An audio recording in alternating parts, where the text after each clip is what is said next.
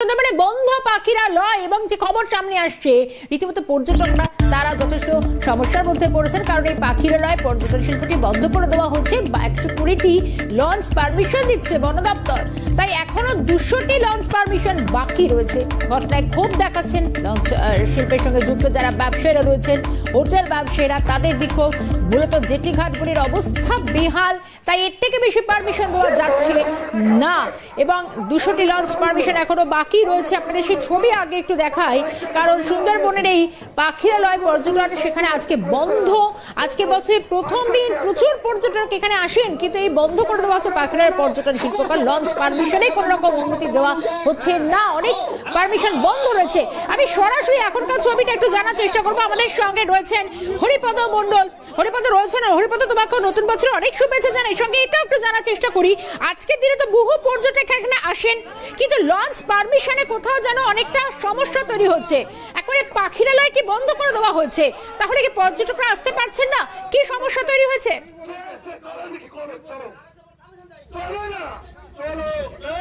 একদমই সমস্যা। তোমারও নতুন বছরে অনেক শুভেচ্ছা এবং সিনের দর্শকদের অনেক শুভেচ্ছা জানালাম।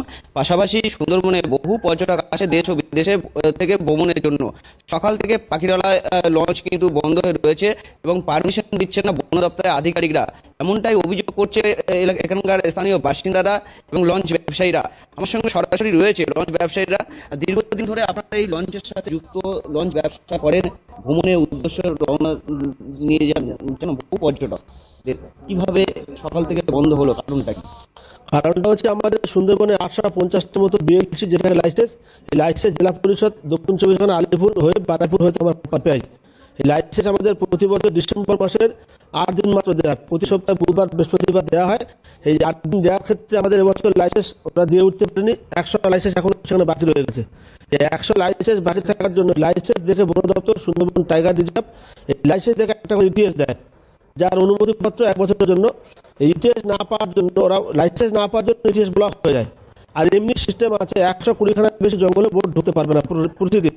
আমরা এখানে দীর্ঘদিন ধরে দাবি করে আসছি যে প্রতিদিন বিশেষ করে ডিসেম্বর জানুয়ারি অন্তত 200 বোটের পারমিশন দেওয়া হোক জঙ্গলে যাওয়ার জন্য, প্রতিদিন অনুমোদন দেওয়া হোক। সকাল থেকে কি করছেন? সকাল থেকে আমরা এখানে সমস্ত ধর্ণাবন্ধ করে রেখেছি যে আমরা 100 বোট পারমিশন পেয়েছি, কিন্তু আরো 200 বোটের পারমিশন দিতে হবে জঙ্গলে যাওয়ার জন্য। দেশ বিদেশ থেকে সমস্ত ভারতবর্ষের সমস্ত পর্যটকরা এসে বোট লঞ্চ ভর্তি হয়ে হোটেল ভর্তি হয়ে রয়েছে, তারা আসার জন্য বেড়ানোর জন্য এসছে, কিন্তু সুন্দরবন আমাদের অনুমোদন দিচ্ছে না জঙ্গলের ভেতরে যাওয়ার জন্য।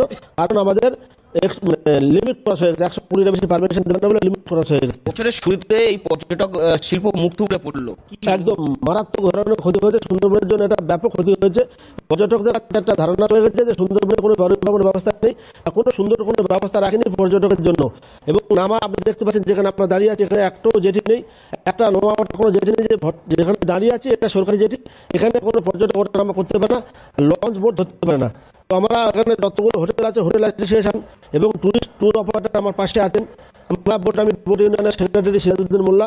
তো আমরা অনেক রকম চেষ্টা করছি, হাতে ধরেছি, পা ধরেছি, এমএলএ আমাদের জেলা পরিষদের আধিকারিক সভাধিপতি তারাকেও বলেছি যে আজকের দিনে লিমিট ক্রস হয়ে গেছে, তো তারপরে আমাদের 200 বোটের পারমিশন দেওয়া হোক। সকাল থেকে এই যে আপনারা বলছেন, কি মনে হচ্ছে, কারণটা কি? অ্যাকচুয়ালি মানুষ তো ঘুরতে আসছে এখানে, আমাদের উপর বিশ্বাস করে, আমাদের উপর ভরসা করে সুন্দরবনকে ভালোবেসে তারা এগিয়ে আসছে।